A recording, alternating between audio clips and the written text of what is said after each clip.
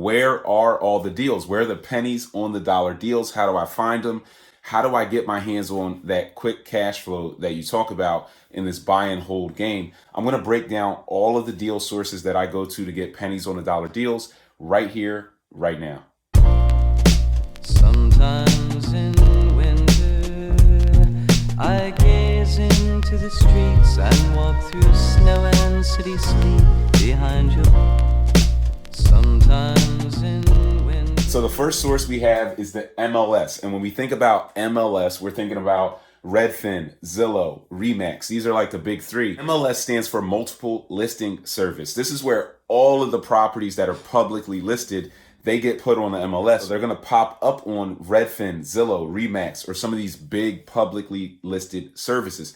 So when these properties hit these markets, everybody's looking at them, right? Everybody's looking at these online marketplaces and seeing these deals, which means the prices are going to get bid up quickly. The key word there is quickly. This market is all about speed. Speed kills when you're looking on the MLS. So if you're looking for pennies on the dollar deals, these are like the cheap deals that you can buy and do the BRRRR strategy or just build massive cash flow off of. The best deals are going to be on and off the market in about 24 to 48 hours. So if you're not seeing deals here for pennies on the dollar, it's because you're not fast enough. You don't have the systems in place, the deal alerts in place, the boots on the ground inspectors to go out and run and look at these deals fast enough for you to put out offers and get these deals under contract. So if you want to look here and get your pennies on the dollar deals, you need to work on your speed. Really fast, if you're enjoying the content, make sure you like and subscribe to this channel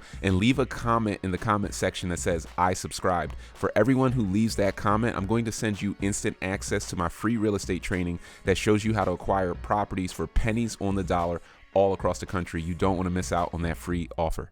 Once you have the right speed, you're going to be able to lock up these deals within the first 24 hours to 48 hours of them being listed, and then you'll be getting pennies on the dollar deals off the MLS. So speed is the key here. Next, we have Craigslist and Facebook. These are our for sale by owner, the FSBO. This is our for sale by owner marketplace, right? So you can go online and find these different websites, look at properties that are listed by people who own them directly and want to kind of cut out the middleman. They're looking to cut realtor fees, cut out just markups and middleman fees. This is a good source if you want to get direct to owner or if you want to tap into different wholesalers. I actually find a lot of wholesalers on these websites too, because they're also cutting out kind of that middleman market that you're going to see mostly within that MLS market space. Now, is it good to cut out the middleman? Is it bad? It really depends. In some markets, you can't really cut out the middleman because they're just required. Like you need a realtor, you need a attorney just to close a deal. In other markets, like in Philly, maybe in Baltimore, you can do a deal direct to consumer with no brokers, no realtors, no attorneys, and you can just draft your agreements and get a deal closed with a boilerplate contract. So it depends on where you're at. But if you're in the right area, yes, you can absolutely just cut out middlemen completely and make some of these deals happen. Why would I go to Craigslist and Facebook instead of the MLS? Because these deals are typically off market. They're not listed on the MLS. There are less eyeballs on these deals. And when there are less eyeballs, the deals don't get bid up as much. So it gives me a chance to come in as an investor, deal with a for sale by owner, and negotiate the right price that's going to make both of us a little bit of money. They say the best negotiations are where both people feel like they lost a little bit. So if I can negotiate hardcore, I can get a deal that's going to cash flow me. Maybe the seller takes a little bit less than they would have gotten if they kind of bid this thing up on the MLS, but it's a quick deal. It might be a cash close. Maybe I use hard money. There are a lot of different techniques that I break out in my masterclass course. We can't get into all of them now, but this is a good source for off-market deals and just going direct to consumer. Next, we have wholesale. These are our wholesalers, and I break this category down into large wholesalers, small wholesalers, and then astro wholesalers. These guys who will do astro flipping, and I'll break down all three of these for you. So what do I look for when I meet a wholesaler? Once again, I'm meeting them on Craigslist and Facebook Marketplace. That's where they're mostly listing these deals. I'm looking for a smaller, newer wholesaler, somebody who's just getting into the game. And why do I want somebody newer? Because I don't want the large wholesaler who has all these, buyers, just an infinite buyers list that they can tap into. Sometimes these wholesalers, these larger shops, they have buyers lists that are so big, that are national or international, they become worse than the MLS, right? Because their list is very focused on sophisticated cash buying investors. And sophisticated cash buying investors, they'll bid up properties if they're good as well. They can get caught up in a feeding frenzy because they're sitting on too much cash that they want to deploy. They can become worse than the MLS, where I know I can operate with speed here. The wholesaler, because they're just blasting that deal out to this micro-focused group of investors who all have speed and systems and back offices set up, these properties can get bid up too when I'm dealing with the large wholesalers. So I usually just cut them out. If they have too big of a buyer's list, they're like out. I want the new guy who doesn't have a big buyer's list, who's looking for relationships, who will bring me deals before they hit the market, before they even send them to other investors at times. They'll bring me the deal, and that puts me in a position to win long term and to get more pennies on the dollar deals and accelerate my operation, build more cash flow for me and my family. Lastly, we have astro flippers. Astro flippers are people who go to other wholesalers who can't move their deals. And wholesalers typically will run into an issue. If they can't move that deal within 30 to 90 days, it's going to come out of contract. So when these deals are about to expire, some of these astro flipping shops will step in and say, hey, is your deal going to expire in 10 days? I can get it sold. Give it to me. And they'll take the deal, mark it up another 5 or 10,000 and blast it out to one of these large national or international buyers lists. So I try to watch out for astro flippers as well, because what'll happen is you'll negotiate, you'll get to a price, they'll say, oh, we can't do less than 80,000. We just can't do less than 80. And then when you get the underlying contract, they got the deal under contract for $40,000. The first wholesaler marked it up 20K. Then that astro flipper marked it up another 20K. You're paying 40,000 over what they got it under contract for. Whereas with the small wholesaler, I'm usually only paying a $4,000 or $5,000 markup per deal. So I'm saving a lot more in bulk by dealing with the smaller wholesaler than dealing with the large shop or the astro flipper. But that's where, I go to if I want off-market deals that are truly off-market. I'll deal with the wholesalers. Next, we have the auctions, the online auctions, the share sales, the tax sales, the mortgage liens. You have all these auctions that are national, right? And you can tap in depending on where you're at. You're going to be dealing with different types of auctions. So the first thing that you need to do is learn what type of auction it is. What's the fine print? What are the rules? The issue with the auctions are these properties have what we like to call a redemption period. Every auction known to man will have some degree of redemption. And what that redemption period means is the person who's losing the property to the auction because they didn't pay their taxes, or they didn't pay the bank, or they fell behind on something, right? And the city stepping in or the municipality stepping in to take that property. Whatever that issue is, they're going to have a period of time where they can pay those back taxes or pay the winning bidder whatever the winning bidder paid to take over that property, and they can redeem it. And this is something that people will just have a right to because of how they're losing the property. They're always going to have a redemption right. It can go anywhere from 90 days to 2 years, I've seen. Some have been as long as 3 years of a redemption period.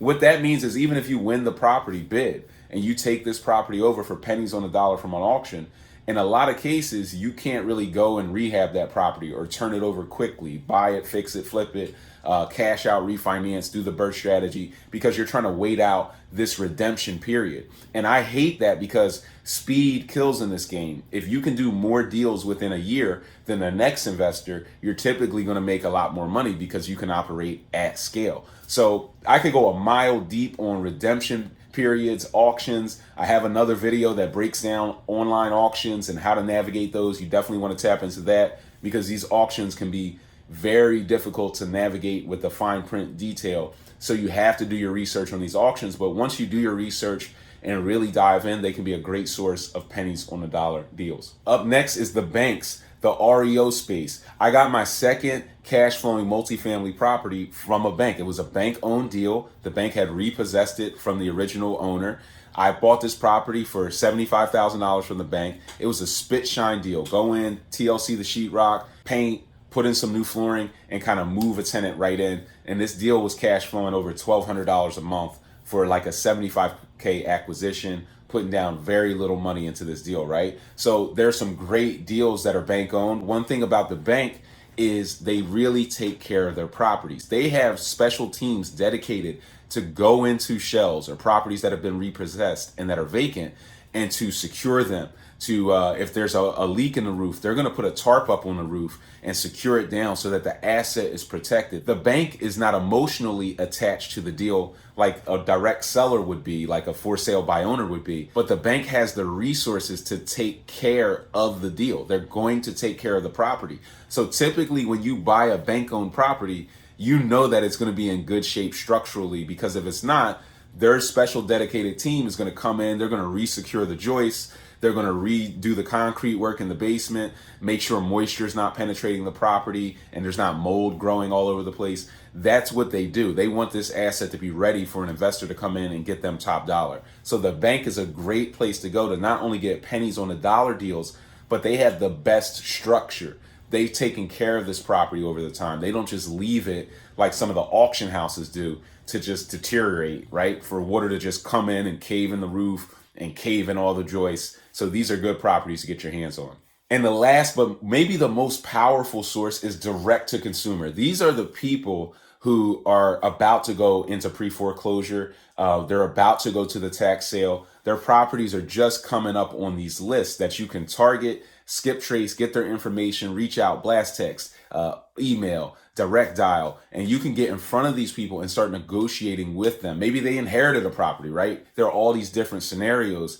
You want to get in front of them and negotiate using creative financing to acquire their properties for pennies on the dollar. Sometimes you don't even need the bank. You could turn the owner into the bank if the property's owned free and clear, but they don't know what to do with it. They don't want it. They might not even own it, but you can get that deal structured using creative financing to where you don't even have to qualify with the bank. You don't need credit. You don't need a ton of cash. You don't have to put down 10, 20% deposits. These are great sources of deals. Mostly sophisticated investors or people who've gone through like a creative financing course are going to be the ones well equipped to tap in here, because you need out of the box solutions that the average investor, even the wholesaler, they don't have these solutions. They're just looking at it and saying, well, can you sell it to me for 50K? No, I owe 100K on the mortgage. All right, well, sorry, I can't help you. The creative financer who can go to that same person and say, well, I have creative solutions, they're winning those deals as well without putting down large deposits, even qualifying with the bank at a time. So you have to learn creative financing strategies to be able to tap in and truly win at a high scale over a long period of time, regardless of what the market is doing, regardless of where interest rates are. You'll always be able to put food on your table for your family and build cash flow. These are my top deal sources. The importance of mastering all of these deal sources is so that you can create deal overload, so that you can have deals that you can cherry pick from all of these different sources. And when you set that up, now you can sit back from a position of power and never ask somebody like me, Brian, where are all the deals? Because once you ask me that, I'm going to send you a link to this video so that you can learn all the deal sources and how you can tap in. So if you enjoyed this, once again, make sure you like, comment, and subscribe. And when you subscribe, leave a comment that says, I subscribe, and I'll send you instant access to my free training that'll show you how to acquire properties for pennies on the dollar all across the country. You don't want to miss out on that free offer. Brian Grimes, your real estate mentor, signing off. Yeah. You're doing a job. Back to the flow. I take it back, yeah. Anybody born in the 80s, you know.